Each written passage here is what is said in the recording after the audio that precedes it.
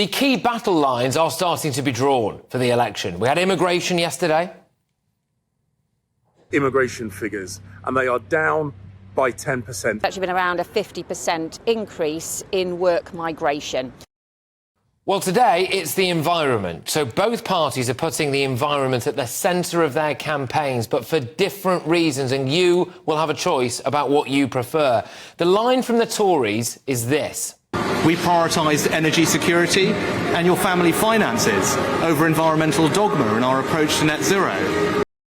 So the Prime Minister claims he's rowed back on net zero, he's allowing new oil and gas licences, he's anti-ULEZ, and today that announcement is that the Tories will make it harder for customers to be ripped off by price comparison websites, and they will stop being clobbered with bills for thousands and thousands of pounds from dodgy smart meters. So that's what the Tories are saying. The line from them is quite simple, actually. We are not eco-fanatics, we're pro using our own oil and gas, and we will make your bills cheaper. Well, Labour are coming at it from the other angle. They are planning on making climate change a key focus of their election campaign. They think that net zero is a massive priority. They think the climate crisis is something most voters really care about. The Tories can't be trusted on that. Just look, they will say, at the way that they've allowed your rivers to be pumped full of raw sewage. They've rowed back on the £28 billion Green Pledge, but they've settled on a figure of around £15 billion. They want to set up Great British Energy, which Ed Miliband says will help Britain take back control of its destiny. Our first step is to set up Great British Energy, a publicly owned clean energy company by and for our citizens. And there's even a bizarre piece in The Guardian today about how Rishi Sunak standing in the rain on Downing Street is a visible sign of climate change. But the big issue for Labour is cost. They say renewables are cheaper and that will bring your bills down. But in the short term, they appear to be putting their eggs in the basket of people want to fight climate change and they won't mind if it costs them a bit of money. The battle lines on the environment have been drawn. Whose side are you on?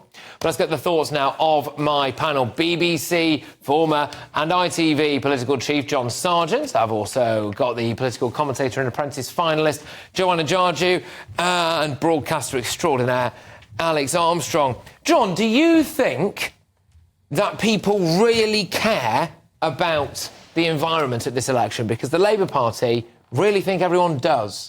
Well, no, I think if you ask people, do you care about climate change and should we take action against it? Of course, they will say yes, absolutely. But what they don't want is anything which will upset their own standard of living. And that, of course, is the problem. It's like so many things in the public sector. Do you want services to improve? Yeah. Are you prepared to pay more tax? Well, I'm not sure about that. Exactly that. So what you're getting and what's becoming more and more apparent is that the year zero target of 3050, which seems such a long way away, which we can all gently agree that's going to be all right. Now it's getting closer and closer, and people realise that electric cars are not very popular. They've suddenly said, we're not going to give you money for a new boiler, and they'll think, oh, this is getting a bit tricky. And then people get worried because they're worried about, we haven't got any more money. The line that the Tories are trying to take now is that if you vote Conservative, we will try to make use of some of the stuff that we've got resources-wise under our own feet or under the sea.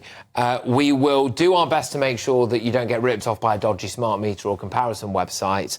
And we're anti things like ULEZ, and we're in no great rush to hit net zero. Labour appear to be saying, no, this is a climate emergency. Most people, they would say, would agree with that. Sceptical, but and we're going to do what we can, and we're going to try and use renewables as a way of making sure your bills don't go up. The Tories are going to say your bills will go up under Labour.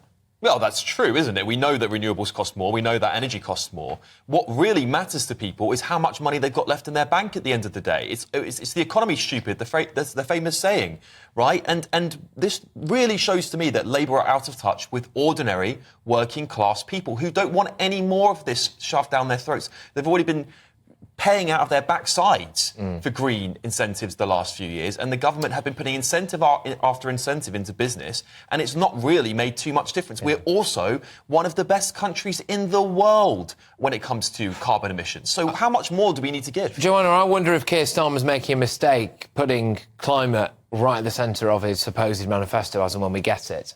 I don't think he is, actually, and I think that when we get to, full pelt election period and debates and things like that, I think that he's going to frame it as hitting two birds with one stone, or even three birds with one stone, in the sense that, investing in a green economy or investing in green energy is more likely to create jobs. And we know that we've got a real productivity issue in this country. So it's about being able to attract things like private investment into, the traditional industrial heartlands. That is actually probably will be real levelling up, especially for some areas in the north. So I think that when you frame it like that, and also taking into account that in the last couple of years, we've seen time and time again that planning and long-term thinking in this country has been a real problem. And it's never going to be the right time, and it's always going to sting to an extent, especially when you've got something that's new. So at what point do we do it? I mean, we saw it was the Uxbridge by-election we saw, where it was Boris Johnson's old seat, and a lot of people thought it was going to go Labour, and they made that the ULEZ by-election, and most people in that seat decided they didn't want ULEZ, and so they voted for the Tory candidate there. And I just wonder if that's what the Tories are thinking here. If they can come out and say, look, we think net zero is a bit of a fad and we don't really care about that, they might actually play quite well. Yeah, the chances are that particular thing, we're going to do it all and it won't hurt you too much and it's all going to be wonderful and we agree with this. But I think people might see through this and realise that if you're not careful, you will get these events. I mean, how frightening was it, that aircraft falling so many thousand feet? Yes. People were saying there are more of these things coming. Well, I think convinced that's climate. They said it was climate change. No, they said what I think they would be worried about. Let me know before you stop. Otherwise, you attack me and you'll be laughing. People say I got it wrong. In terms of more incidents involving turbulence in East Asia, the chances are that is affected. I just wanted to make the point. If you look at London, if you look at the mayoral election, right, Susan Hall got 33%. That's a 12% difference from where the Tories are polling nationally. That would be a big difference in the number of seats. And that you really have to look at why people were voting for Susan Hall. And a lot of it in the suburbs was to stop ULEZ. Yeah. And so if you make this all about ULEZ, and the Tory party are able to say we're going to roll out, that Labour's going to roll out ULEZ in every major city, then all of a sudden it becomes battleground. But I don't think that they'll frame it like that. I think that they'll focus on energy security and they'll focus on the creation of jobs. I don't think that they will focus on the tiny things. I think they'll know that obviously that's a quite a defensive thing, and they'll learn from that. The issue with that is that then it's easy to come unstuck because you're promising things on the never there. You're saying, all right, it might come, we might get this amount of jobs, renewables might save us this amount of money. It's stuff we don't already have. Whereas if the Tories decide to say, we know there's oil there, we know there's gas there, we're going to frack, we know all of these things, then just maybe that might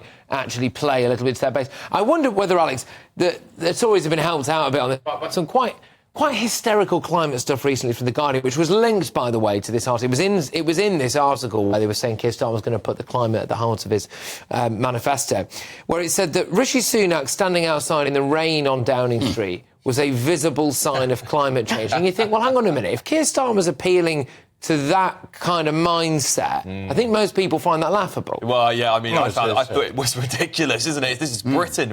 It rains most of the year. I mean, you carry an umbrella with you everywhere. And quite frankly, I think I put a tweet out saying this is just British people getting on with their daily lives. I mean, Rishi Sunak delivering a speech. Barbecue weather. It's barbecue weather. It's T-shirt weather. No, but I'd be out of my shorts. It was a terrible mess, that. Yeah. And obviously, he didn't work it out. He should have either waited. Oh, I mean, there's got someone with an there was no way else they could do about the sewage, the climate stuff, the effects on our wildlife and things like that. And obviously we see these incidents across the world as well as in Britain in terms of even flooding. Well, Guardian readers pollution is a separate issue. Of course, people all agree on that. The problem is climate change is just so much more in the future, and you've got to do. That's where the problem is. Getting people to concentrate on the fact that it is an emergency. Very, very quickly, we've now had 78 Conservative MPs quitting. Michael Gove Gove quit a couple of hours ago. Andrew Leadsome's just quit. We are going to have to be very, very quick for this. But, Alex, you're shaking your head there and I said, Michael Gove's gone. Yeah, it's the rats fleeing the ship, isn't it? It really is. They're out on exodus at the moment. And I think it's damning on Rishi Sunak. If anybody, it's they're leaving his premiership. They're saying we don't want to run an election underneath you. Have you seen anything like this before, John? We literally haven't seen anything like this before. This really is. It's. I'm afraid it's the Conservatives demonstrating once again how they can't simply work together. So give them an excuse to go off in different directions, and you feel they don't even think for a moment. They just say, right, off we go. I want to do this. Well, instead of thinking, what can we do for our party? It also shows how spineless they are, because I think a lot of them have got so used to being in power for 14 years that they can't even stomach, trying to do their best for their constituents and actually representing some people who I'm sure, do support them. The rumours on social media are that it's bad news for the current editor of The Times, because they think Michael Gove might be about to become the editor of The Times.